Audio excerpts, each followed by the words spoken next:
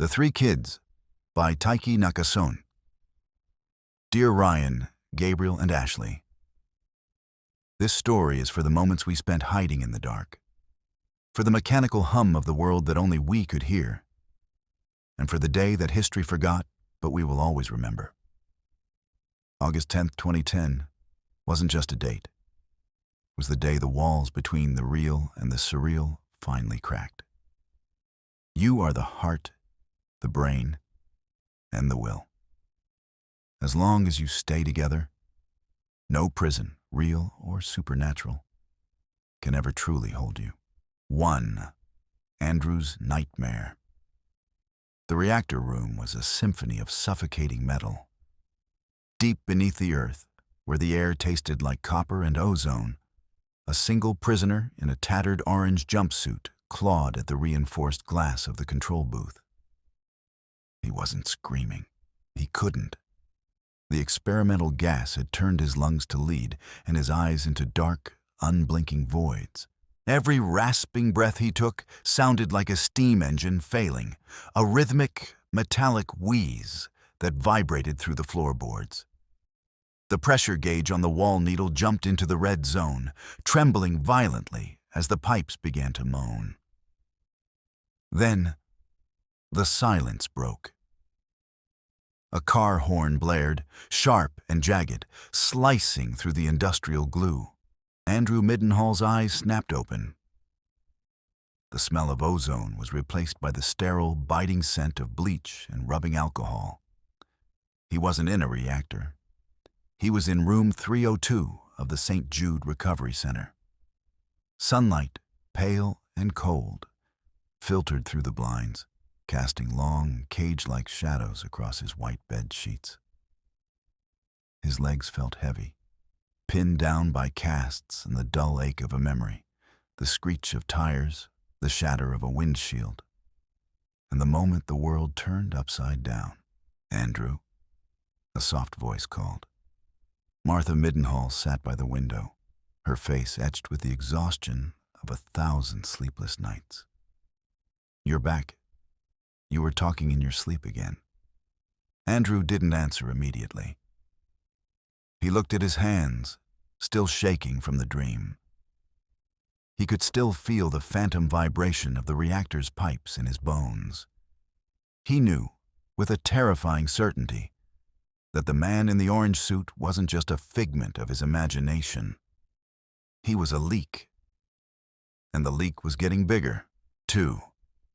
The sleepover and the recording.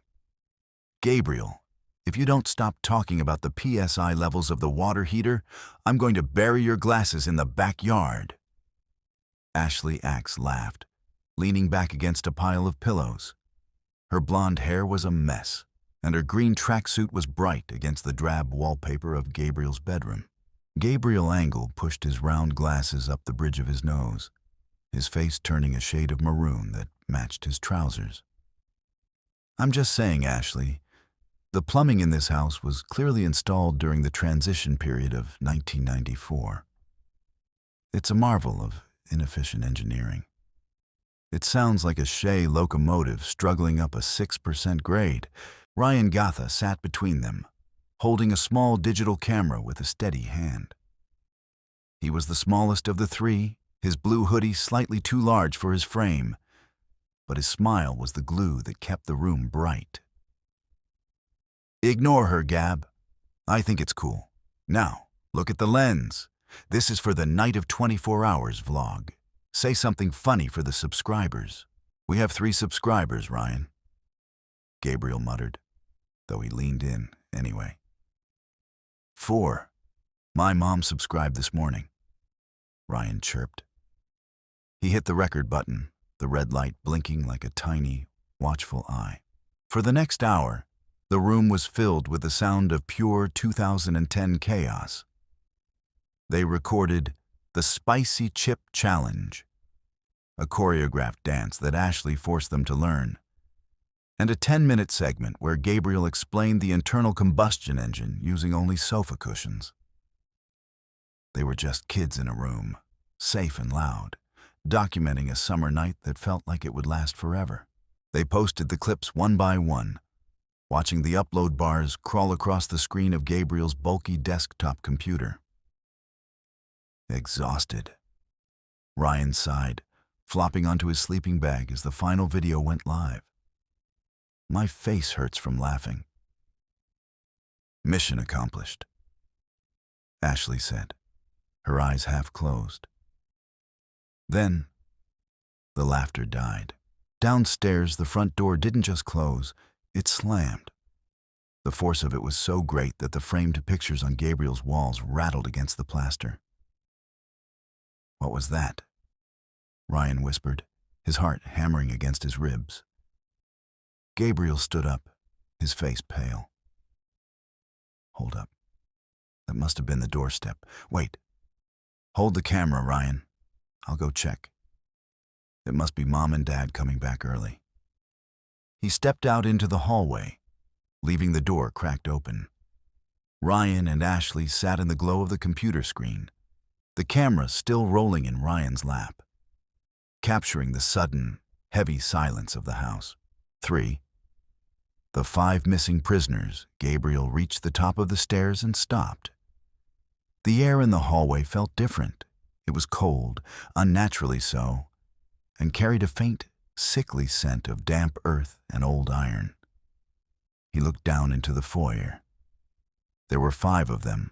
They stood in a jagged semicircle, their orange prison uniforms stark and garish against the dim lighting of the entryway. But they weren't regular people. Their skin was the color of parchment, stretched tight over skeletal frames.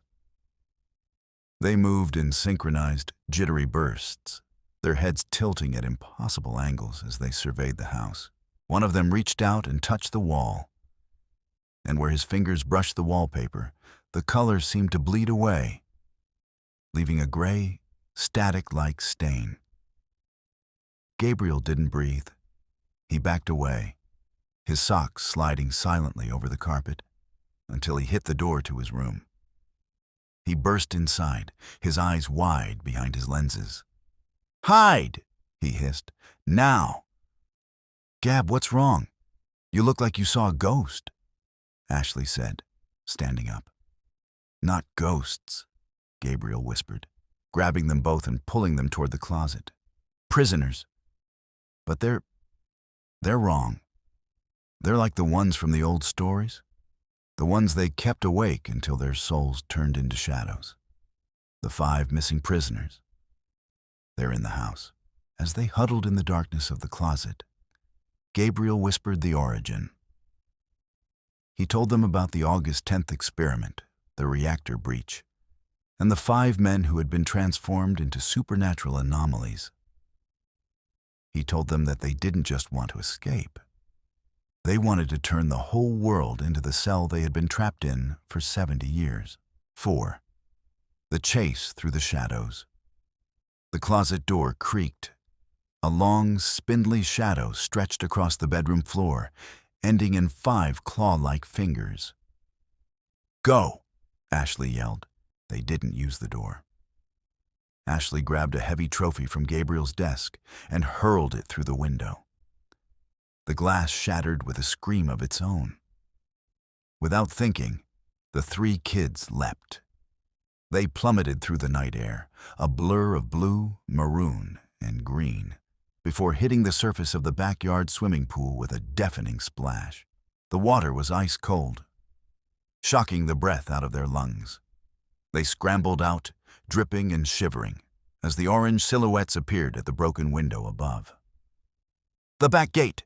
Move!" Ashley commanded. They sprinted through the yard, fumbling with the latch of the gate, and burst into the alleyway. The city felt different now. The streetlights were flickering in a rhythmic, pulsing code. Every shadow seemed to have teeth. They ran past dumpsters and under fire escapes, their footsteps echoing against the brick walls. They ducked into a laundromat, hiding behind the heavy, vibrating industrial dryers. Then moved through a playground where the swings moved on their own in a wind they couldn't feel. They were being hunted. The prisoners didn't run. They simply appeared at the end of every street, their orange suits glowing like embers in the dark. "We need a plan," Gabriel gasped, leaning against a cold brick wall. "We can't just keep running. They're funneled us." "Then let's give them what they want," a new voice said. They turned to see a boy in a hospital gown, his arm in a sling, standing by a rusted service door. It was Andrew Mittenhall. "I know how to fix this," he said. "But we have to split up." 5. The Great Separation and the Escape. The plan was a gamble, a desperate dance through the industrial heart of the city. Ryan took to the sewers. He moved through the echoing tunnels, the smell of sludge and damp stone filling his senses. When the orange shadows began to flicker in the reflections of the water, he pulled a smoke grenade, a relic Gabriel had found in his garage, and pulled the pin. A thick, gray cloud billowed out, masking his escape as he scrambled up a ladder and emerged onto their home street, unnoticed and trembling. Gabriel led them back to the source. He lured two of the anomalies toward the old municipal reactor building on the edge of the district. Using his knowledge of the facility's layout, he tricked them into the primary containment chamber and slammed the heavy lead door, engaging the manual locks. He didn't wait to hear them pounding on the glass. He jumped onto the back of a passing transport truck, his fingers gripping the cold metal as it sped back toward the neighborhood. Ashley was the decoy. She lured the final two into a storage warehouse, locking herself in a cage-like office to draw them in close. As they clawed at the wire mesh, she kicked out the ceiling vent, dragging herself into the cramped, metallic darkness. She crawled through the ductwork, the sound of her own heart drowning out the scratching below, until she reached an exterior exhaust pipe that dropped her right into the heart of their street. They reunited under the flickering streetlight outside Gabriel's house, gasping for air, their clothes torn and their faces smeared with grime. Andrew was there, waiting. He held a heavy iron wrench in one hand and a strange, glowing component in the other. He looked at the house, then at the sky. "It's time to fix the leak," he said. 6. The party and the new normal. 2 months later, the sun set over the neighborhood in a wash of warm gold and soft pink. There were no orange suits in the shadows. There were no flickering lights or rhythmic wheezing in the walls. The backyard of the Gata house was strung with fairy lights. The smell of charcoal and burgers filled the air, and the sound of a 2010 pop hit blared from a set of outdoor speakers. Ryan, Gabriel, and Ashley sat on the edge of the porch, drinking sodas and watching their classmates dance. They looked normal. Ryan in a fresh blue shirt, Gabriel with a new pair of glasses, and Ashley with her blonde hair tied back, laughing at something a friend said. But every now and then, their eyes would meet, and a silent understanding would pass between them. Andrew Mittenhall sat in a lawn chair nearby, his casts gone, his eyes reflecting the soft glow of the party lights. He had fixed it. He had sealed the reactor, closed the dream, and sent the 5 missing prisoners back into the void of history. The supernatural had faded, replaced by the mundane, beautiful reality of being a kid. The camera sat on the table between the trio, its lens capped. They didn't need to record anything tonight. They knew the truth. They had survived the nightmare of August 10th. And as the party carried on into the night, the world felt solid, safe, and finally, perfectly quiet.